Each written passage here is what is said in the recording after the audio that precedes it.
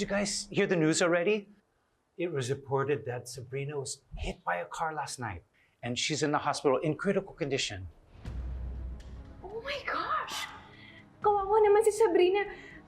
Babe, halika. Dalawin natin siya sa hospital. I don't have time for that.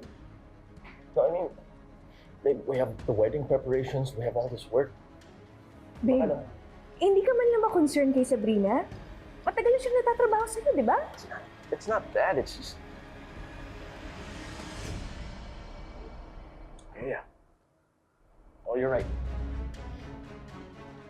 Kahit hindi ko na secretary si Sabrina, pinagsamahan pa rin kami, kaya... Yeah, we should go there. Check up on her.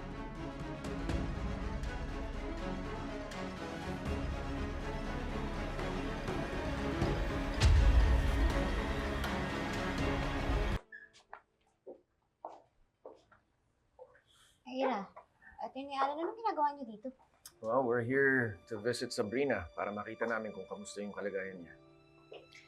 Hindi ba dapat kami yung nagtatanong sa inyo kung bakit kayo nandito? As far as I know, wala kayong connection kay Sabrina. Andun kami nung naaksidente siya. At kami rin ang nagdala sa kanya dito sa ospital. Kaya gusto namin makasiguro magiging maayos ang lagay niya.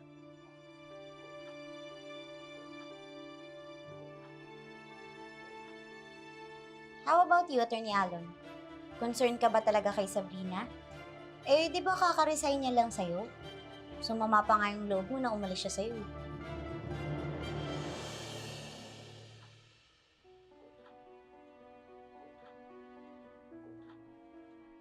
And what are you trying to insinuate, Ate Lilet? Kahit hindi na magkatrabaho si Sabrina at Atty. Renan, he still cares deeply for her safety. Kaya pwede ba? Huwag kang gumagawa ng issue. Kasi wala ka naman talagang alam sa na-establish nilang friendship over the years. At isa pa, hindi mo kilalang lubusan si Sabrina o si Renan eh. Tama ka, Ira. Hindi ko pa nga kilalang kilala si Atty. Alan. Pero si Sabrina, kilalang kilala siya. Kasi ilang taon na siyang nanilbihan sa kanya. Kaya sana nga magising na siya para maikwento niya sa akin yung buong katotohanan tungkol kay Atty. Alan. Gusto ko kasing makilala yung mapapangasawa ng kapatid ko eh. Di ba mas okay yun, Atty. Alan?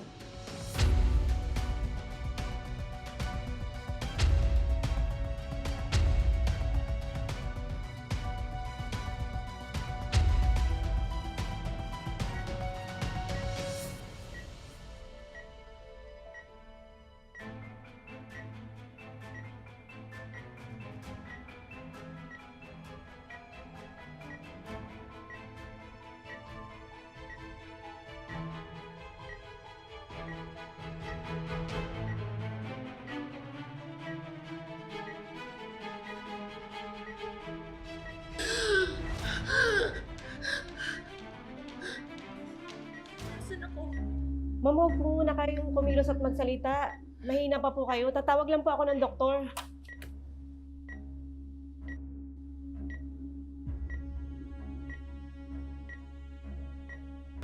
Mabuti na lang talaga, dumating ako agad dun sa ospital. Kasi kung hindi, baka kung ano nang kinantanong Sabrina yung kay Lilith. Eh boss, di ba kayo natatakot na baka magising ulit yung ex nyo ngayon gabi? Matuluyang magsumbong kay Lilith yun? Sabi ng mga doktor bago kami umalis, heavily sedated si Sabrina. Kaya okay lang, may oras pa tayo.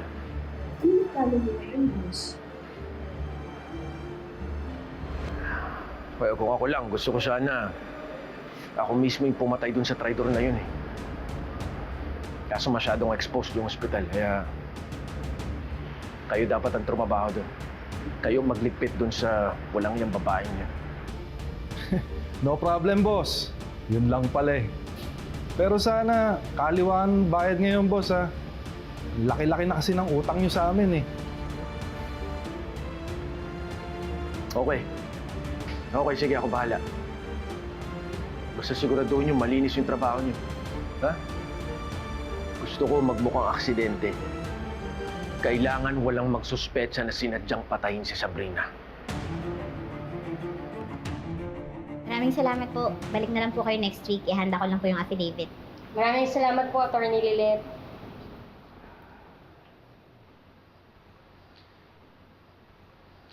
So, ganun ang mangyayari, Sorry, no? nauna May ako. pakilala kita kay Atty. Lilet. Maraming salamat po. Yeah. Oh, tama. Nandito si Atty. Lilet. Yeah. Atty. Lilet, kamusta? Yeah. By the way, kasama ko si Pia, no? And of course, Pia, si Atty. Lilet, isa sa mga inaasahan ko mag-assist sa akin sa aking opisina rito sa PAW.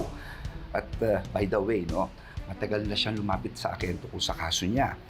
Ito'y tungkol sa isang seaman na asawa niya, si Elton. Salamat po sa introduction, Attorney. Kaklaruin ko lang po, common law wife lang po ako ni Elton. Akala ko nagpakasal kayo ni Elton. Yun ho sana yung plano pero bigla ho siyang namatay. I'm sorry to hear that po. Okay lang. Ganun talaga. Siguro may ibang plano ang Diyos para sa amin ng anak ko. Kamusta naman si Elisa?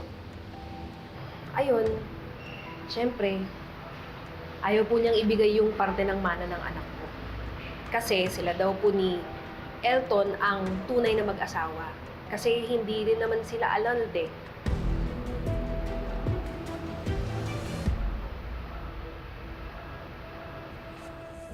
Attorney Mel, pwede bang paka-email sa akin yung mga case files and supporting documents dun sa kaso ni Pia?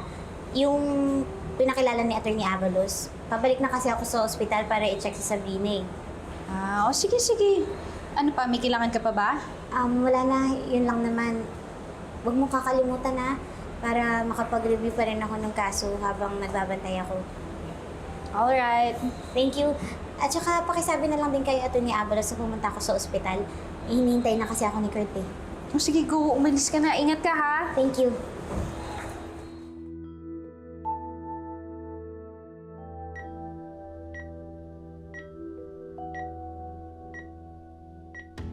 Sir, may pinapabili kong gamot si Doc para sa pasyente. Wala na ho kasi kami sa pharmacy. So, kailangan niyo raw kong bilhin sa labas. Okay lang ba kung bilhin ko yan pagdating ng kasama ko? Malapit na po kasi yung oras ng paggamot ng pasyente. Kaya kailangan niyo na raw kong bilhin. Ganun ba? Sige. Patignan-tignan na lang yung pasyente. May number naman kami sa records niyo, so text na lang kami agad kapag nagising siya. Thank you.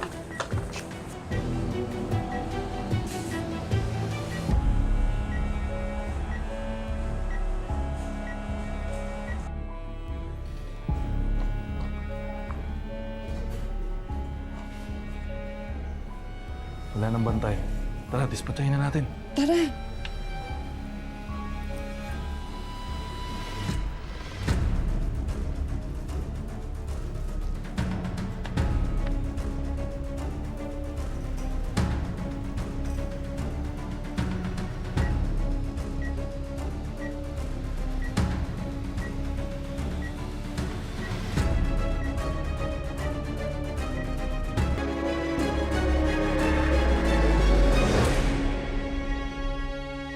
Ayan. Umuwi na tayo. Kailangan mo rin magpahinga. Pagod na pagod ka na, oh. May balita na ba dun sa pamilya niya? Bakit kasi hindi makontak yung nasa in case of emergency niya eh? Parang kita niya daw yun, eh. Pero hindi rin makontak.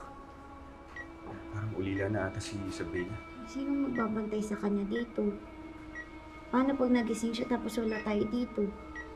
Kailangan mo rin alagaan yung sarili mo. At hindi ka makakatulong kapag manghihina ka rin.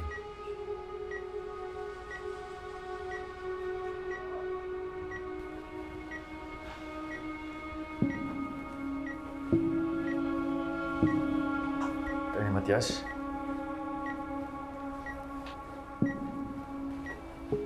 Kumatos na daw si Sabrina. Nakakalungkot makita na maraming aparatos yung nakakabit sa kanya. Sana naprotektahan siya sa kung sino man yung gumawa sa kanya nito. Sana makonsensya kung sino man yung sumag-asa sa kanya. At sana magising na siya para malaman na natin kung talaga bang aksidente o sinadya yung gumawa sa kanya nito. Lilet. Tara na.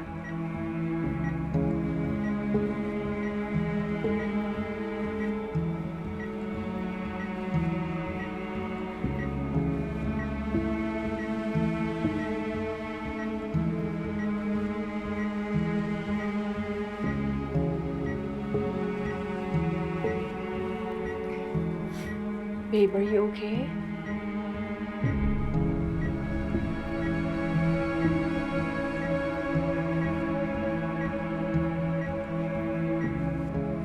Yeah. Nakawala ako sa kanya, babe. Nung huling araw niya sa Keystone, ang dami ko masasakit na salitang nasabi sa kanya. Siguro kung hindi siya nag-resign sa akin, siguro hindi mangyayari sa akin.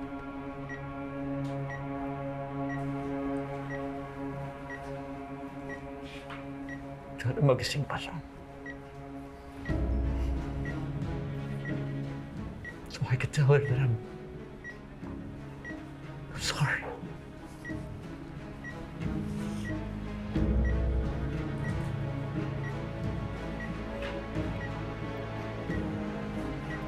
The least that we can do at this point is to pray and that she will recover soon.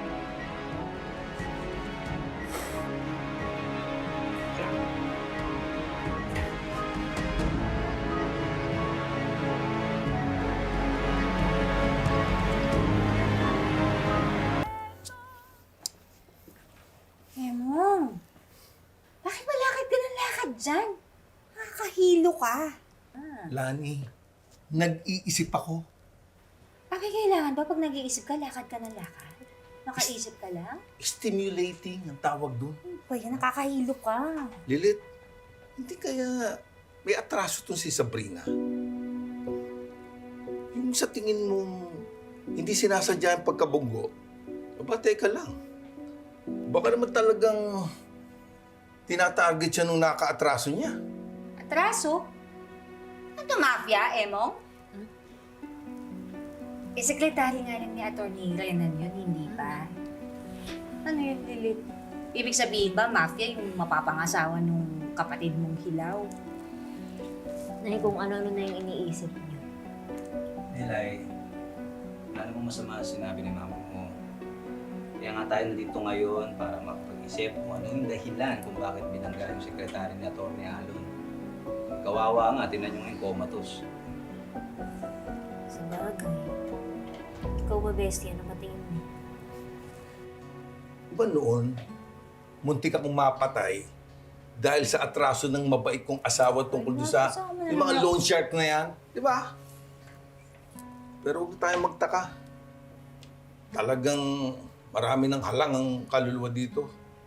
Hindi naligtas ang mundo. Pero, sino kaya ang may galit kay Sabrina? Sino ang gustong pumatay sa kanya? Ate, Lilit, baka tama si Lani. Mafia tong si Atty. Alon. Di ba gusto kang kausapin ni Sabrina? Gusto pa nga niya makipagkita sa'yo eh. Baka naman may gusto siyang sabihin tungkol kay Atty. Alon. Hindi ko po talaga alam kung ano yung gusto niyang sabihin sa akin eh. Pero kailangan kong imbestigahan to. Tama ka, Lilet. Kahit ako, nagawa ko ng paraan para malaman natin ito. Salamat, Kurt. Pero sa ngayon, wala pa tayong pwedeng pagsabihan ng hinala natin kay Atty. Alon. Dahil wala pa tayong matibay na ebidensya. Ang magagawa lang natin ay ang magdasal na mabilis na makarecover si Sabrina para masabi niya na rin sa akin kung ano yung katotohanan kay Atty. Alon.